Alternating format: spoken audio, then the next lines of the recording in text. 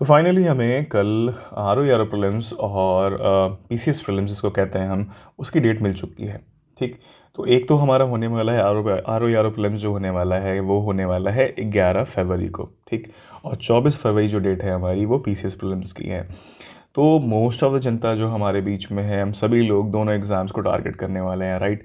और ये भी प्लान हमारा रहेगा कि किस तरह से स्ट्रीमलाइन करें अपने प्लान को कि दोनों एग्ज़ाम्स अच्छे से टारगेट हो पाए बिना एक दूसरे को हैम्पर किए, परफॉर्मेंस हैम्पर किए, राइट। थोड़ा थोड़ा सिलेबस अलग है, क्वेश्चन की डिमांड अलग होती है, तो इन सब चीज़ों के बारे में बात करेंगे। और हम इस वीडियो में स्पेसिफिकली हम आर ओ प्रीलिम्स को कैसे टारगेट करना है, अगले 85 दिनों में क्या प्लान होना चाहिए, किस तरह से अपने आप को रेडी रखना है, कौन कौन सी चीज़ों को अपने आप को मैनेज करते हुए चलना है, उसके बारे में बात करेंगे। तो नमस्कार, स्वागत है आपका तेजस सिविल्स में। चलिए स्टार्ट करते हैं। पहली बात तो ये मैं कंसिडर करके चल रहा हूँ कि अब से आप 8 से 9 घंटे देने वाले हो अपनी पढ़ाई के लिए। और 8 से 9 घंटे खाना पूर्ति वाले नहीं, प्रॉपर एग्ज़ाम के लिए जो मोड में होता है, एग्ज़ाम मोड में आदमी बैठता है, वो है आपका 8-9 घंटे। और मैं ये कंसिडर कर रहा हूँ कि ये मोटा मोटी शेड्यूल होने वाला है कि आप सुबह 8 से 11 पढ़ते हो और फिर एक आप ब्रेक लेते हो कुछ करने के लिए, या डेली काम होते हैं, जिम्मेदारियाँ होती हैं इंसान के भी, उसके ऊपर भी। तो फिर 1 से 4 बैठते हो, फिर शाम को आप थोड़ा सा ब्रेक लेते हो। ढेर सारे काम होते हैं, ढेर सारी रिस्पॉन्सिबिलिटीज़ होती हैं, अगर वो नहीं है तो अच्छी बात है, लेकिन आप फिर से उस चीज़ को लेते हो और फिर 8 से 11 फिर रात में बैठते हो। और जो वर्किंग प्रोफेशनल हैं उनके लिए तो सुबहान अल्लाह है, तो उनके लिए हार्डली 4 से 5 घंटे होंगे उनके पास, ठीक है। और उसी में इनको करना है, तो ये कंसिडर करके चलते हैं कि उनका एक्सपीरियंस उनके लिए काम आएगा और अपने लिए टाइम निकालेंगे, है ना। तो कई लोग जॉब में होंगे, वो लोग भी मतलब इस एग्ज़ाम को देंगे। काफ़ी लोग टीचर होंगे, काफ़ी लोग अलग अलग जगह पे होंगे। और ये एग्ज़ाम बहुत ही हाईली ल्यूक्रेटिव है ना, एक स्टेबल लाइफ देता है, एक स्टेबल लोकेशन देता है। तो ये सब चीज़ों को मान के करते हैं। और देखते हैं कि क्या क्या हमारा प्लान होना चाहिए, किस तरह से अगले 85 दिन हमको टारगेट करना है। पहली बात तो ये दोस्त कि जो 60 नंबर का हिंदी आता है ना, उसे हमें बहुत अच्छे से टारगेट करना पड़ेगा। अब देखना, कई लोगों को ना क्या होता है कि वो हिंदी थोड़ा सा वीक पार्ट, बहुत दिनों से छुए नहीं है, बहुत दिनों टच नहीं किए हुए हैं, ठीक है। तो ये चीज़ याद रखना कि हिंदी का जो गेम है ना, हिंदी का जो गेम है ना, वो हिंदी अगर तुम लास्ट में पाइल अप करते चले गए कि लास्ट में पढ़ेंगे, लास्ट के 1 महीने में पढ़ेंगे, तब जाके हम उसको रट्टा मार पाएंगे, तो वो कभी नहीं हो पाएगा। पहली बात तो ये समझ लो। अब ऐसा क्यों होता है कि आप किसी वहाँ पे एनजाइटी डेवलप होने लगती है ना, बहुत ढेर सारी चीज़ों को रिवीजन करना होता है, आपको लगता है यार जीएस पढ़ लें, ये पढ़ लें, फिर आप क्या टारगेट करोगे, अरे विलोम ही पढ़ लेते हैं, अनेक शब्दों के लिए एक ही शब्द पढ़ लेते हैं, 3-4 टॉपिक पढ़ के ही दे आएंगे, ठीक है। तो वैसा ना हो, इसलिए आप अभी से 1 से 1.5 घंटे का प्लान बना लो और इसको डेली करो। अब आप ये समझो कि मैं डेली का महत्वता बताता हूँ आपको। अगर आपसे 85 दिन आप डेली 1.5 घंटे देते हो हिंदी के लिए, तो आप समझो आपके पास 127 घंटे हैं लगभग लगभग। और ऐसा बाबा, ये बताओ तुम कौन सी ऐसी चीज़ है जो एग्जामिनेशन मोड में आ जा रहे हो और 127 घंटे किसी चीज़ को देने के लिए तैयार हो। यानी या मोटा मोटी समझ लो, 120 घंटे ले लेता हूँ, 6 टॉपिक है, 20 घंटा एक टॉपिक को हम मैं बोलना है कि तुमको बस मतलब रट्टा मारना है, उस चीज़ को समझना समझना नहीं है, रट्टा मारना है 20 घंटे किसी चीज़ को। तुम मार के यार उसमें ले आओगे, है ना। मतलब अगर एग्जामिनेशन मोड में आ जाता है, 120 घंटे किसी दे दे एग्जाम ना, किसी इंसान किसी एक टॉपिक को दे देना, तो उससे बहुत कुछ निकाल लाएगा, ठीक। तो उसको अभी से तैयार करो, है ना। अब मैं मान के चलता हूँ कि तुम उसको दे रहे हो, तो फिर चीज़ें और आसान हो जाएंगी। अब आपको क्या होता है ना कि ये लोड मैनेजमेंट आप सब कुछ अपना जीएस पे डाल दोगे। अगर मान लो तुम्हारा जीएस इतने सालों से पढ़ते आ रहे हो, हिंदी नहीं छुए हो, तुमको लगता है वीक पॉइंट है, लेकिन सब कुछ जीएस पे डाल दोगे तो कट ऑफ क्लियर करना मुश्किल हो जाता है ना। तो एक चीज़ कट ऑफ की जब बात आई है, तो कट ऑफ की बात करते हैं अभी। अब हिस्टोरिकली देखा जाए तो कट ऑफ क्या रहा है, 2016 में रहा है 129 और 2017 में रहा है 122, ठीक। ये जनरल कट ऑफ है, ठीक है ना। तो अगर अभी रिसेंटली आप एक चीज़ देख रहे होगे, बड़ी बातें चल रही हैं कि अरे इतने फॉर्म पड़ गए, इतना कंपटीशन बढ़ गया। देखो यार, ढेर सारी जनता तो मतलब जो कोचिंग यूट्यूब बेस्ड कोचिंग चलाती है ना, वो आपको डराने वाला सीन रहता है। मतलब 4 यूपीएससी प्रीलिम्स क्लियर किए हुए हैं और 4 आपके यूपीपीसीएस का मेंस दे चुका अभी रिसेंटली 2018 के बाद से। तो मैंने नहीं देखा ये चीज़, ये फिनोमिना मैंने देखी कि फॉर्म ज़्यादा पढ़ने से कंपटीशन बढ़ रहा है। कंपटीशन आपका वो लिमिटेड ही है जो दे पाएगा एन एग्ज़ाम सही से, जो सही से एग्ज़ाम कैटर कर रहा है, जो सही से मैनेज कर रहा है अपनी पढ़ाई को, ठीक है। तो ये मिथ है, ये भूल जाओ, ये उस ज़माने की बातें हैं जब नेगेटिव मार्किंग नहीं हुआ करती थी, ठीक है, कि फॉर्म बढ़ने से कंपटीशन बढ़ जाता है, यानी कट ऑफ बढ़ जाएगी, क्योंकि वहाँ पे तुक्का कंसिडर करने होता था। अब वो जो लोग तुक्का मार के आते थे ना, वो क्या होता था, कहीं किसी किसी का लगता था, और अगर एक मतलब होता है ना कि मतलब 100 लोग का भी लग जाए, है ना, तो कट ऑफ ऊपर जा रही है, समझ लो, है ना। तो वो चीज़ नहीं है। अगर मैं ये मान के चल रहा हूँ कि भैया 129 122 कट ऑफ आ रखी है ना, तो इस बार क्या हो सकती है ना। चलो बहुत बड़े बड़े लोग, बहुत सूरवीर 30 मार का लोग कह रहे हैं कि कट ऑफ बढ़ जाएगी, इस बार कट ऑफ बढ़ जाएगी, सीट सीट ज़्यादा, एक तो सीट भी ज़्यादा है, कट ऑफ बढ़ने का कोई चांस भी थोड़ा सा उतना नहीं होता है। तो लेकिन चलो, है ना, मान लेते हैं कट ऑफ ज़्यादा हो जाती है, हम अपने कंपटीशन लेवल को ही बढ़ा देते हैं अपने साइड से, क्योंकि हमारी प्रोडक्टिविटी तभी बढ़ेगी, ठीक है, ये मान के चलते हैं।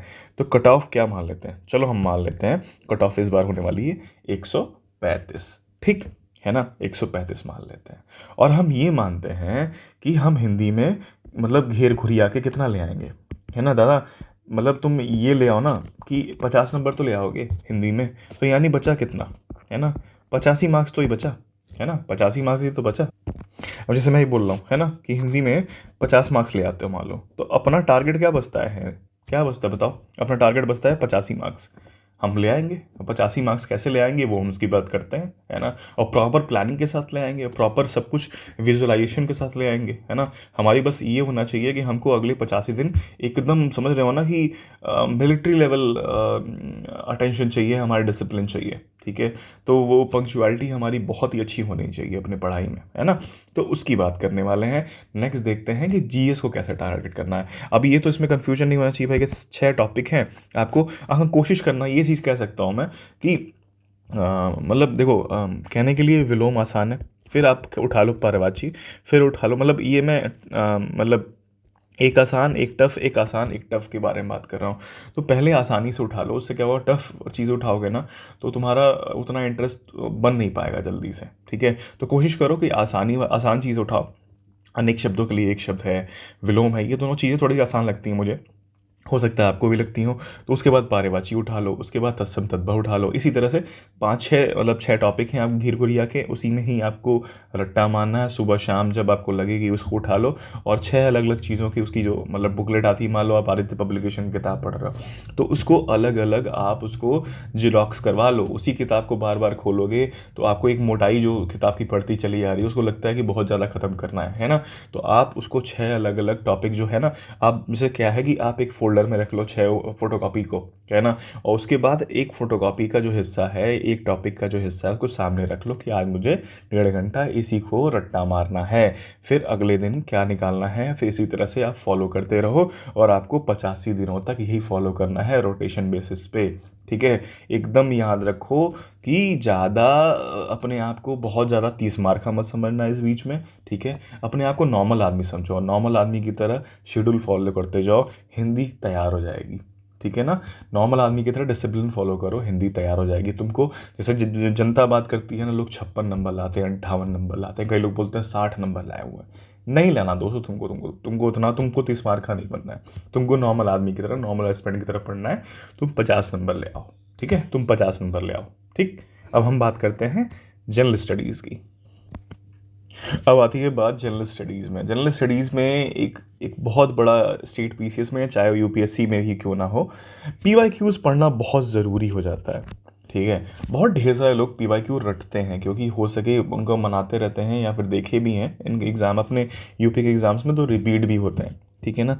लेकिन ये बात समझना कि पीवाईक्यूज़ पढ़ना क्यों इम्पॉर्टेंट हो जाता है। पीवाईक्यूज़ पढ़ना बस इस पर्सपेक्टिव से इम्पॉर्टेंट नहीं है कि वो रिपीट होने वाले हैं, आपके क्वेश्चंस इन्हीं में से क्वेश्चन रिपीट होने वाले हैं। वो आ जाए तो सोने पे सुहागा है दोस्त, ठीक है।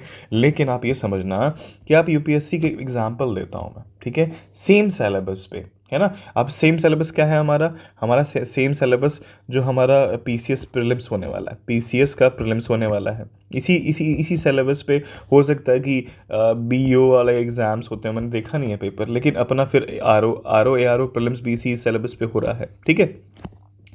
लेकिन आप पीवाईक्यूज़ पढ़ोगे, आप सोचोगे रट्टा मार लें इन्हीं में से आ जाए, है ना। तो ऐसा पॉसिबल हमेशा क्यों नहीं होता है ना, मैं आपको ये बताने वाला। अब आप ये समझना कि यूपीएससी में 3 मेजर एग्जामिनेशन जो हम जानते हैं कि जीएस वाले सिलेबस पे होता है, वो है सीएससी, सीएपीएफ का एग्ज़ाम और तीसरा है सीडीएस का एग्ज़ाम। ठीक है, सिलेबस ऑलमोस्ट सेम है, सिलेबस ऑलमोस्ट सेम है, लेकिन तीनों में क्वेश्चन की क्वालिटी, क्वेश्चन का डिमांड अलग अलग रहता है। आप ये नोटिस करना। ठीक है, वो कैसे, है ना। अब देखो सीएससी में, यानी फिर आपका नॉर्मल सिविल सर्विसेज एग्जामिनेशन जो है, उसमें क्या होता है कि उसमें MACRO, जो इकोनॉमिक्स की बात कर रहा हूँ, मैक्रो इकोनॉमिक्स पूछी जाती है ना। पॉलिसीज़ पूछी जाती हैं, प्रोग्राम्स पूछे जाते हैं, इम्प्लीमेंटेशन की बात की जाती है। जबकि CAPF में और CDS में MICRO पूछा जाता है, यानी माइक्रो इकोनॉमिक्स पूछी जाती है। आपको कर्व्स के बारे में पूछा जाता है, आपको थ्योरीज के बारे में पूछी जाती हैं, जो कि आपको CSC में देखने को नहीं मिलती हैं। ठीक है, इसी तरह से यहाँ पे आप CDS में देखेंगे बहुत ही ट्रिवियल हिस्ट्री के क्वेश्चंस रहेंगे, ज्योग्राफी के क्वेश्चंस रहेंगे, जबकि यहाँ पे थोड़े से अप्लाइड, थोड़े से क्वेश्चंस थोड़े से एनालिटिकल रहेंगे। आपको CAPF में भी बहुत ही ज़्यादा ट्रिवियल क्वेश्चंस रहेंगे, मतलब अगर पूछेगा हिस्ट्री से पूछेगा या फिर आपको ज्योग्राफी से पूछेगा तो लोकेशन बेस्ड क्वेश्चन ज़्यादा पूछे जाते हैं, फैक्ट बेस्ड क्वेश्चन ज़्यादा पूछे जाते हैं। या फिर CSC ही एक पेपर करा रही थी आपका EPFO वाला, है ना, EPFO वाला, इसका भी सिलेबस सेम था, लेकिन यहाँ पे चेंज हो गया था ना, अप्रोच चेंज हो गई थी, डिमांड चेंज हो गया था। तो यही चीज़ आपको यहाँ पैरेलल ड्रॉ करनी पड़ेगी, यही चीज़ मैं आपको समझाना चाह रहा हूँ यहाँ।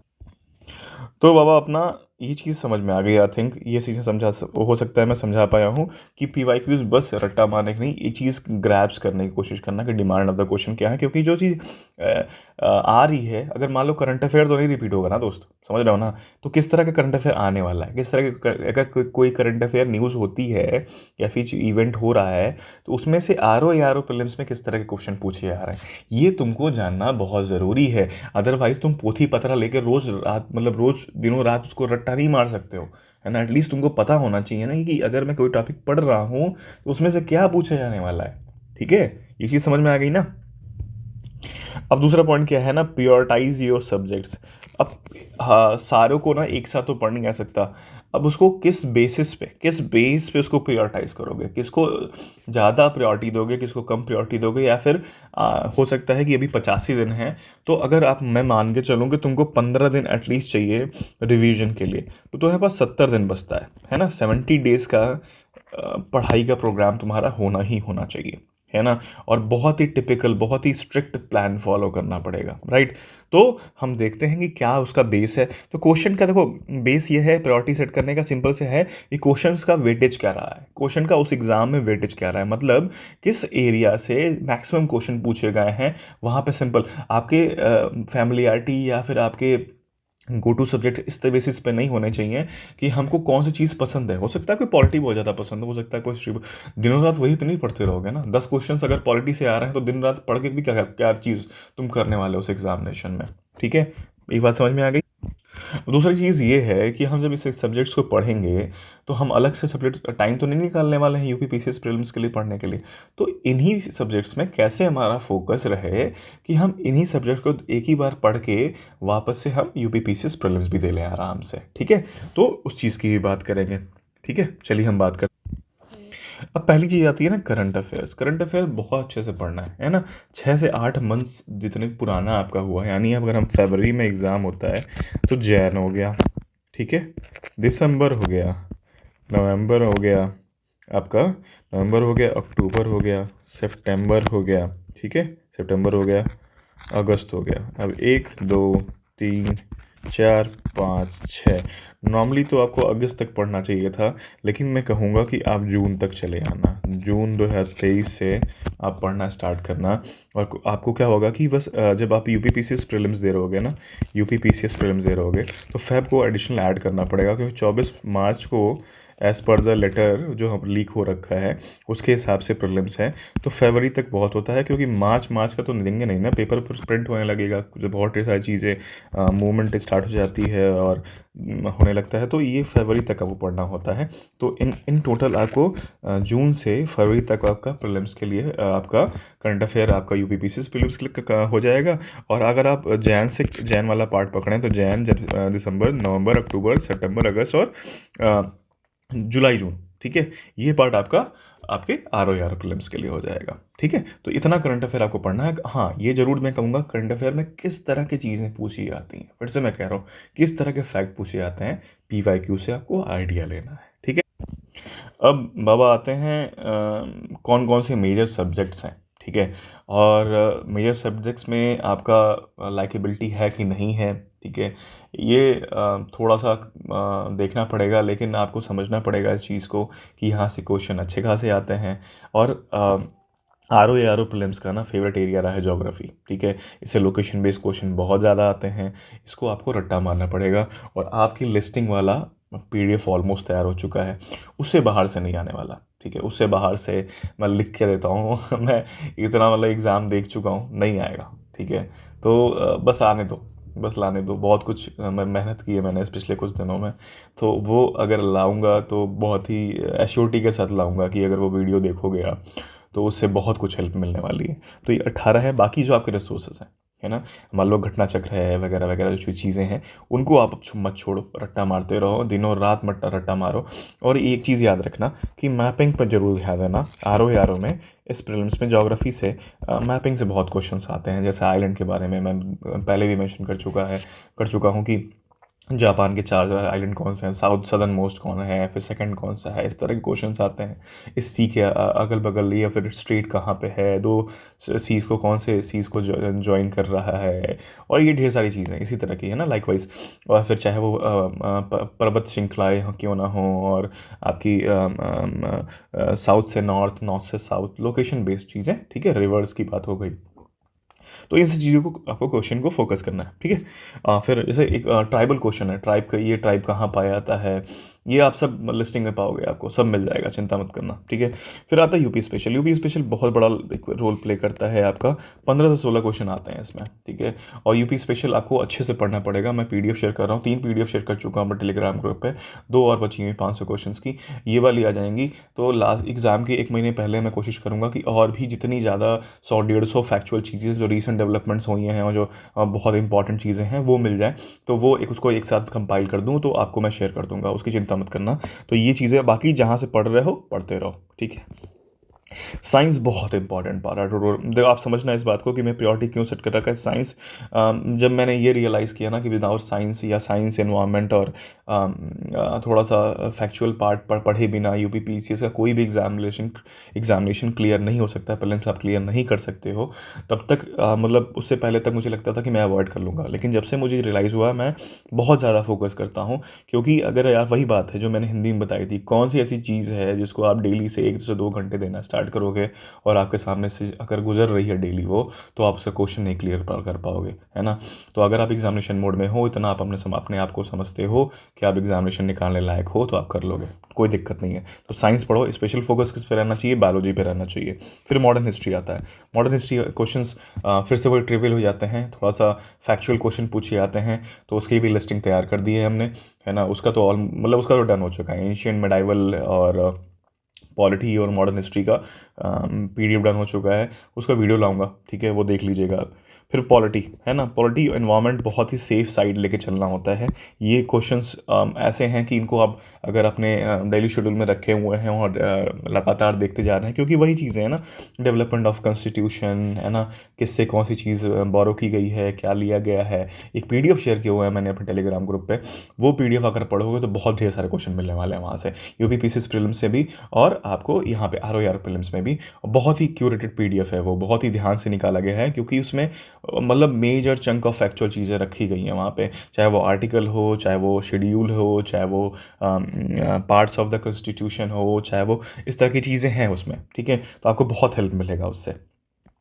अच्छा, एक चीज़ और, ठीक है, अब इतनी चीज़ें बात करने के बाद गेम कहाँ तक पहुँचा है, पहली बात ये बात कर लेते हैं। मैं एग्ज़ाम के कैलकुलेशन, जिसको गणित कहते हैं ना, गणित क्वालिफाई करने का, है ना, क्वालिफाई करने का गणित में बहुत ज़्यादा बात करता हूँ, चाहे वो मेंस हो। क्योंकि जब से मुझे रियलाइजेशन हो गया कि अनलेस एंड अनटिल आप टारगेट नहीं कर रहे हो ना, मैथ मतलब कैलकुलेटेड बेसिस पे टारगेट नहीं कर रहे हो, फैक्चुअल बेसिस पे, तब तक आपको किसी चीज़ को ना इमेजिन करना या फिर प्रिपेयर करना बड़ा मुश्किल हो जाएगा। तो अभी हम बात करते हैं कि कितना कैलकुलेशन हो रहा है ये। अब आप ये समझना कि मैं मोटा मोटी कैलकुलेशन करूंगा, तो लोअर एंड लेके चलते हैं। तो 20 हो गया, 20 18 38 हो गया, ठीक है। 38 और 12 कितना हो गया, 50 हो गया भाई। 50 और 15 लोअर एंड लेते हैं, 50 और 15 65 हो गया, ठीक है। 65 और 14 हो गया, 79 हो गया, ठीक है। 79 और 10 89 हो गया, 89 हो गया, ये 10 हो गया, कितना हो गया, 99 हो गया, ठीक। अब 99 क्वेश्चंस को हम सामने रखे हुए हैं अपने, है ना, मोटा मोटी क्वेश्चंस को अपने सामने रखे हुए हैं। अब अगर आप हम 85 प्लस की बात हम कर रहे थे, है ना, 85 प्लस हमारा टारगेट है। कुछ इसमें चीज़ें आप गलत भी होंगी, अच्छा खासा गलत हो सकती हैं कभी कभी। तो ये 99 क्वेश्चंस वो रखे हैं। 99 क्वेश्चंस में से मैं मान लेता हूँ कि 20 क्वेश्चन आपके गलत हो गए, यानी मतलब ये नहीं मान के चल रहा हूँ कि ये इसके बाद 79 है तो 79 में 1.1 मल्टीप्लाई करो, ये सब की बात नहीं कर रहा हूँ। ये मान के चल रहा हूँ कि 79 आपके एब्सोल्यूट में है, ठीक है ना। या फिर मैं मान लेता हूँ 70 क्वेश्चंस हैं आपके एब्सोल्यूट में, ठीक है। 70 क्वेश्चंस आपके एब्सोल्यूट में हैं। तो इतना क्वेश्चन आप 99 क्वेश्चन आपने अटेम्प्ट किया और 70 क्वेश्चंस आपके बन रहे हैं टोटल, ठीक है। गेम कहाँ है अभी आप सोच रहे होगे ना कि मतलब आपने 85 का कैलकुलेशन करा रहे हो, आप इतनी चीज़ें बता रहे हो, इतनी बकैती चल रही है यहाँ पे कोई वीडियो में, और फिर चल रहे आ रहे हो कि 70 क्वेश्चंस लाओगे यार इतने क्वेश्चंस में थे। तो 70 क्वेश्चंस इतने टॉपिक पढ़ने के बाद 70 क्वेश्चन सही हो रहा है। गेम क्या है ना दोस्त, ठीक है, मैं क्या मान रहा हूँ, वर्स्ट केस सिनेरियो तुम्हारा 70 चलाया यहाँ पे, वर्स्ट केस सिनेरियो 70 चलाया। मैं स्टार्टिंग से तुमको एक चीज़ इमेजिन कराया हूँ स्टार्टिंग के वीडियो में, डिसिप्लिन। डिसिप्लिन किस चीज़ का, किसी भी चीज़ को एक एक घंटे दे देते हो, अगर आधे आधे घंटे या 1 घंटे या 1.5 घंटे देते हो, वो चीज़ तुमको इंटरनलाइज कर लोगे, है ना। एक अपने एक जोन में डाल रहे हो उसको, उसमें तुम कंफर्टेबल होते चले जा रहे हो। इस एग्ज़ाम का मैं फिर से बोला, एक वीडियो पहले ही बनाया हुआ है, इस एग्ज़ाम का एक एक्स फैक्टर है ना, आर ओ एग्जामिनेशन का, जो UP PCS तुमको दे रही है ना। तो वो एक्स फैक्टर क्या है, तो वो एक्स फैक्टर है साहब आपका रीजनिंग, ठीक है। रीजनिंग आपके 14 से 15 क्वेश्चन आते हैं, ठीक है।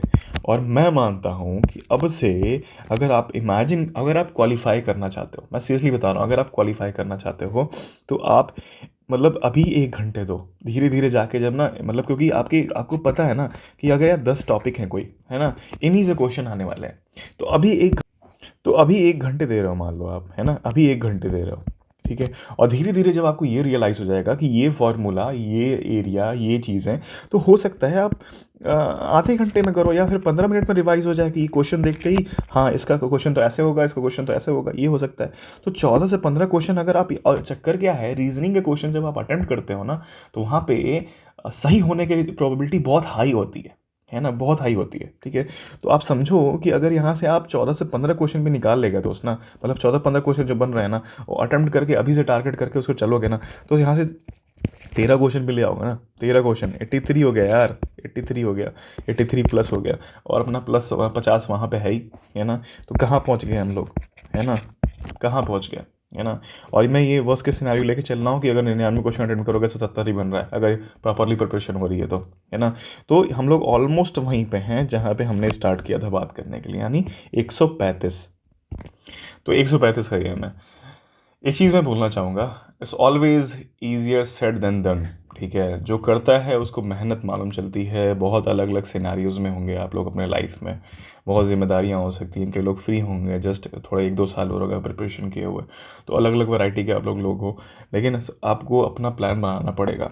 मैं ये जो बोला हूँ, हो सकता है कि लोग को लगे कि अरे इतना बोलना तो बड़ा आसान है, निकालना बहुत टफ है। देखो दोस्त, मैं फिर से बता चुका हूँ, मैं ये प्रॉब्लम्स निकाल चुका हूँ, है ना। और वो मैं बस GS के बेसिस पे प्रीलिम्स निकाला हुआ हूँ, ठीक है। मुझे पता है कि वो 2-2.5 घंटे में उस समय हिंदी नहीं लिख सकता था, है ना। लेकिन फिर मैं फिर भी प्रीलिम्स में गया था कि मुझे अपने GS पे भरोसा था। लेकिन मुझे उस समय रियलाइज़ हुआ, और आज ये रियलाइज़ होता है कि मैं हिंदी को थोड़ा सा पढ़ते रहता डेली ना, अपने दिमाग पे चढ़ने नहीं देता। तो लास्ट में जाके जो पाइलअप होता है, जो लैक ऑफ रिवीजन होता है, उससे क्वेश्चन गलत होता है, तो शायद हो सकता है मैं और कंफर्टेबल पोजीशन पे होता। वही मैं कह रहा हूँ, आप अपने अंदर डिसिप्लिन ले आओ, ठीक है। अपने अंदर डिसिप्लिन लाओ, और एक से मतलब बहुत 1 से 2 घंटे पे प्लान करो, है ना। कोई भी सब्जेक्ट इस पे रखो, पूरा दिन मत ले आओ। पूरा दिन लेके जाओगे ना तो ख़राब हो जाएगा, सब कुछ ख़राब हो जाएगा। मतलब आज मैं तो ट्यूसडे को आज ये पढ़ूंगा, तो वेडनेसडे को ये पढ़ूंगा, है ना, ये सब प्लान मत चलो। अगर दिन का प्लान रखो, टारगेट सेट करो, है ना, और टॉपिक सेट करो, मुझे ये टॉपिक ख़त्म कर देना है कितने घंटे में, 4 घंटे में या फिर 3 घंटे में, है ना। लेकिन मुझे डेली हिंदी पढ़ना है 1 से 1.5 घंटा, ठीक है। और मुझे डेली 1 घंटा आपको रीजनिंग का, अगर मैं 8 घंटे की 9 घंटा लेके चल रहा था ना, 2.5 घंटा आपका निकल गया, कितना घंटा बचा आपका, है ना। तब भी आपके पास 6.5 घंटे बच रहे हैं, ठीक है। 6.5 घंटे में आप जीएस पढ़ना स्टार्ट करोगे दोस्त, कौन सी चीज़ है जीएस में कंप्लीट नहीं होगी डेली में, है ना। अभी मैं फिर से इमेजिन कराऊँ, तो वीडियो लंबी हो रही है ना। और इस बारे में मतलब क्या बोलूँ मैं, मतलब कि अगर आप 550 घंटे आपके पास हैं जीएस पढ़ने के लिए, है ना। तो इस तरह की मतलब ढेर सारी कैलकुलेशन करना बहुत आसान होता है, लेकिन आप समझो इस बात को, अगर डिसिप्लिन रहोगे तो चीज़ों को टारगेट करना बहुत आसान होगा। तो आई होप आपको ये वीडियो अच्छी लगी हो, और जैसा है जैसा नहीं है थोड़ा सा कमेंट करके बताइएगा, क्या और चीज़ें लाई जा सकती हैं आपके लिए। और अब नेक्स्ट वीडियो हमारी यूपीपीसीएस प्रीलिम्स के लिए रहेगी, और कंटेंट लाए जाएंगे, ढेर सारे कंटेंट हैं, बन चुके हैं, लाए जाएंगे आपके लिए, और आपको बहुत ज़्यादा हेल्प करने वाले हैं, बिलीव मी, बहुत ज़्यादा हेल्प करने वाले हैं वो आपको प्रीलिम्स में। और मेंस में तो बहुत कुछ है, तो उसके लिए तो तैयार रहिएगा, काफ़ी कुछ आएगा। लेकिन इसके लिए अभी अभी के लिए, है ना, जो आपको इस वीडियो से हेल्प मिली है कि नहीं मिली है वो ज़रूर बताइएगा, थोड़ा सा है ना प्रोत्साहन मिलता है हमें भी। तो थैंक यू फॉर वॉचिंग।